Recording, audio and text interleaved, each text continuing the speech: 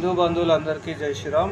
ఒక జాగ్రత్త తీసుకోవాలి మనం. ఇప్పుడు గణేష్ల కోసం అని చెప్పేసి ట్యాంక్ బండ్ దగ్గర కానీ ఇంకా ఇతర ఎక్కడైనా వెళ్ళండి, కానీ గణేష్ నిమజ్జనం కోసం వెళ్ళే వాళ్ళు కానీ ఆ గణేష్ నిమజ్జనంలో ఎవరెవరైతే ఉంటారో ఆ గణేష్కు సంబంధించిన గ్రూప్ వాళ్ళు కానీ, లేకపోతే ఒక టస్కర్ బుక్ చేసి ఉంటారు, ఆ టస్కర్ డ్రైవర్ కానీ, లేకపోతే ఆ క్లీనర్ కానీ, అక్కడ తిరిగే జనాలు కూడా కానీ, మన హిందూ బంధువులు ఎంతోమంది చూడడానికి వస్తారు కదా, ఆ నిమజ్జనం చూడడానికని వస్తారు కదా, వాళ్ళు కూడా కానీ జాగ్రత్త తీసుకోండి.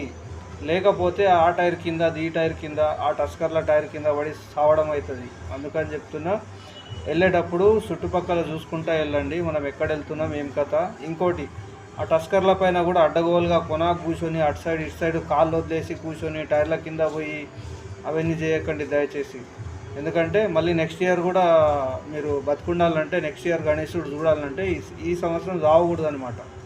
నేను చెప్పే దాంట్లో ఏమైనా తప్పు ఉంటే నన్ను క్షమించండి. ఎందుకంటే కొన్ని అయినాయి, దాన్ని బట్టి నేను చెప్తున్నా. గణేశులు తీసేటప్పుడు కూడా కానీ కరెంట్ వైర్లు అవి కూడా జాగ్రత్త తీసుకోండి. మన ఏరియా నుంచి మొత్తం బయటికి వెళ్ళి ట్యాంక్ బండ్ దాకా ఎప్పటి నుంచి అయితే గణేశుడు పెడతామో పెట్టి మొత్తం తీసుకుపోయి ట్యాంక్ బండ్లో నిమజ్జనం చేసేదాకా కూడా చాలా జాగ్రత్తలు తీసుకోవాల్సి వస్తుంది. కరెంటు వైర్ల కోసమని, దానికోసమని, లేకపోతే పిల్లలు ఎప్పుడంటే అప్పుడే ఆ టైర్ల కాడ కూర్చుంటారు, కాళ్ళు కిందికి వదులుతారు, లేకపోతే ఆ పక్కల నుంచి పోయేటప్పుడు ఒక్కోసారి డ్రైవర్ నిర్లక్ష్యం ఉంటారు. అవన్నీ కాకుండా చూసుకోండి. జై శ్రీరామ్.